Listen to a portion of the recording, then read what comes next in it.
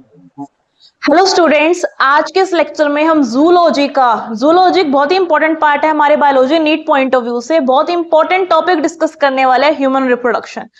Humans are sexually reproducing organism. इस line का meaning है कि जितने भी ह्यूमंस है वो सब सेक्सुअली तरीके से रिप्रोड्यूस कर रहे हैं। और जब हम सेक्सुअल रिप्रोडक्शन की बात करें तो बेटा सेक्सुअल रिप्रोडक्शन में दो पेरेंट इन्वॉल्व होंगे। तो जो पहला स्टेप होता है सेक्सुअल रिप्रोडक्शन का वो होता है गैमेट की फॉर्मेशन। अब क्योंकि दो पेरेंट इन्वॉल्व है, जब भी हमारे पास बेटा दो पेरेंट इन्वॉल्व होएंगे तो मतलब गैमेट्स भी टू ही टाइप के बनेंगे। अब ये दो टाइप के गैमेट कौन कौन से बनेंगे? जो पहला गैमेट हमारे पास बन के आएगा बेटा वो होगा, अगर हम बात कर रहे हैं मेल की, तो मेल से बनेगा गैमेट स्पर्म, एंड जो फीमेल से गैमेट बनेगा वो बनेगा ओवा। तो सबसे पहला स्टेप ह्यूमन रिप्रोडक्शन में होगा गैमेटोजेनेसिस। एक साइंटिफिक वर्ड यूज होगा आपके 12th बोर्ड एग्जाम के लिए as well as for competitive exam like NEET and other competitive exam कि गैमेटोजेनेसिस क्या है। गैमेटोजेनेसिस, गैमेटो वर्ड मतलब गैमेट, जेनेसिस मतलब synthesis, formation. Gametogenesis meaning formation of gamete. Sexually reproducing organism में दो type के गैमेट बन रहे हैं, फ्रॉम मेल मतलब स्पर्म फॉर्मेशन, और स्पर्म फॉर्मेशन के लिए जो साइंटिफिक वर्ड यूज होता है वो हम वर्ड यूज करते हैं बेटा spermatogenesis. Please listen this word carefully, spermatogenesis.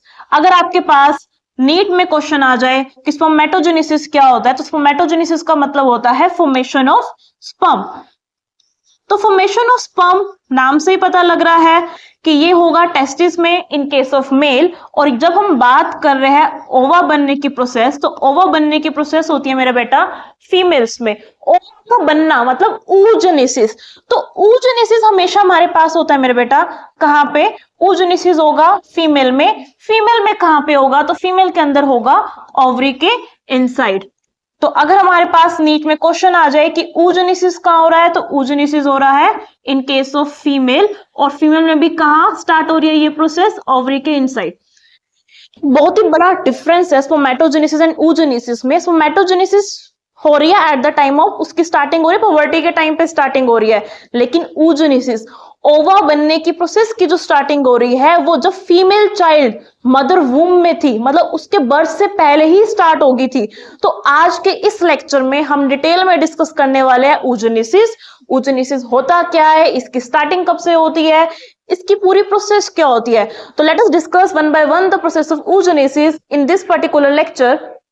तो एज नेम इंडिकेट oogenesis, बेटा oogenesis, ऊ मीनिंग ओवा, genesis meaning formation.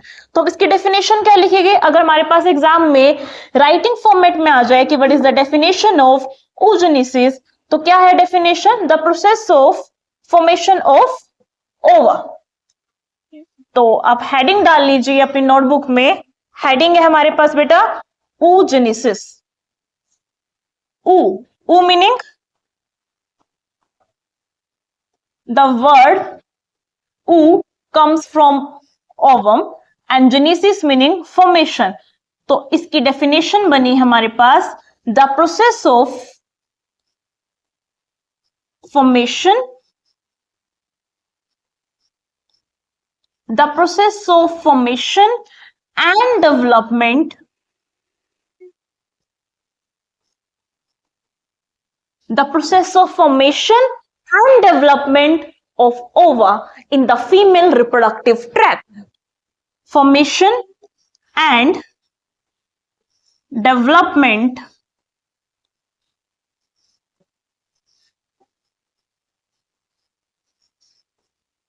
of ova, कहां पे बन रहा है ओवा?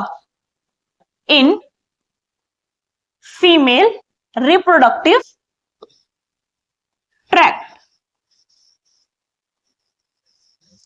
अब जो इंपॉर्टेंट पॉइंट हमें डिस्कस करना है आज के इस लेक्चर में, oogenesis की प्रोसेस स्टार्ट कब हुई?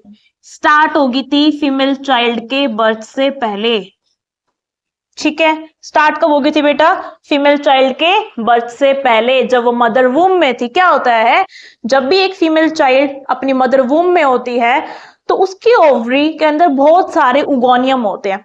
जो ये उगोनियम होते हैं, ये उगोनियम क्या करते हैं मेरे बेटा? उगोनियम माइटोसिस करते हैं, एंड माइटोसिस करके बनाते हैं बहुत सारे उगोनिया। अब जो ये उगोनिया है ना, ये पहले से प्रेजेंट थे और बहुत ही ज्यादा नंबर में प्रेजेंट थे। जो ये उगोनिया है ये पहले से ही बहुत ज्यादा नंबर में प्रेजेंट थे। हमें बात क्या याद रखना है, फीमेल में बहुत सारे उगोनिया पहले से प्रेजेंट थे। बिफोर बर्थ की बात कर रहे हैं, मतलब हम फीटल लाइफ की बात कर रहे हैं।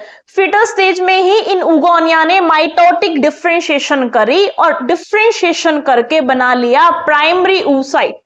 बेटा इंपॉर्टेंट पॉइंट क्या याद रखना है, oogenesis के टाइम पे प्रोसेस स्टार्ट हो चुकी है जब एक फीमेल मदर वूम में अपने फीटल लाइफ में है, उगोनिया ने करी माइटोटिक डिफरेंशिएशन और बना लिया प्राइमरी oocyte।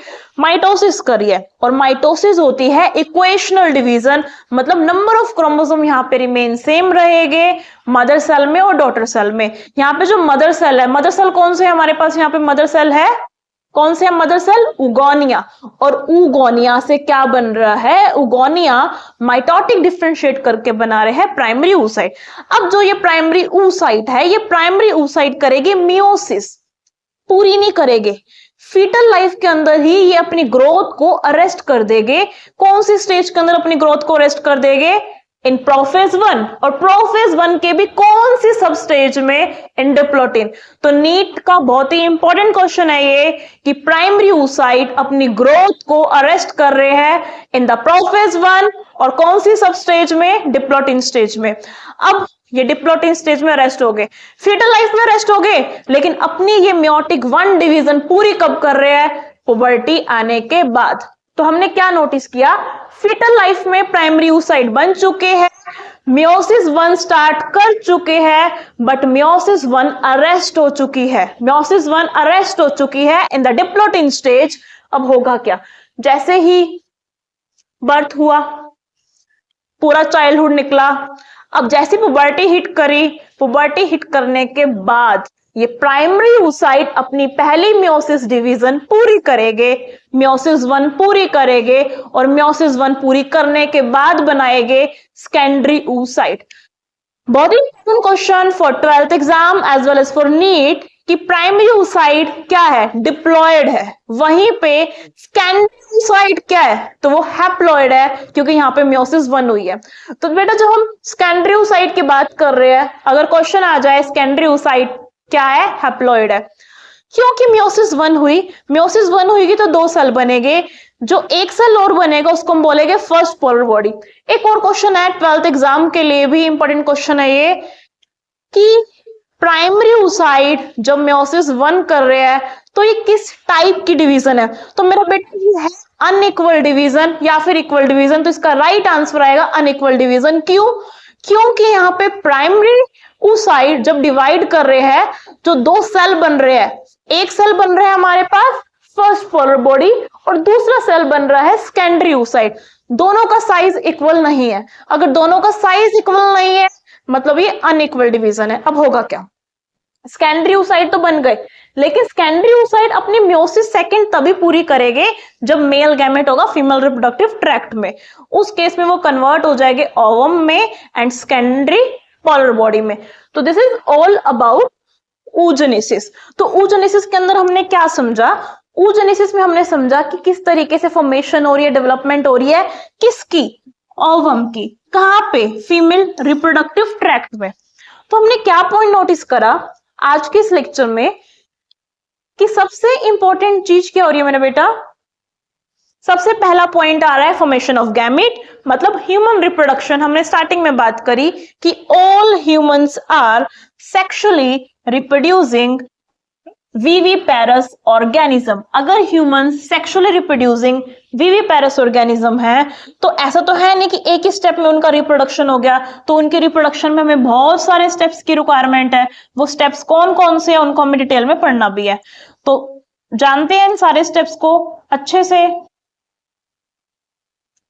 तो हमने पहला स्टेप क्या डिस्कस किया, फर्स्ट स्टेप हमने जो डिस्कस किया that is formation of gamete. Formation of gamete में हमने क्या डिस्कस किया बेटा,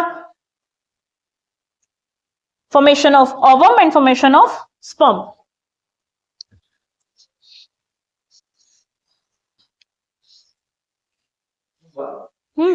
नहीं नहीं, मैं खुद रुकी हूं, मैं खुद रुकी हूं।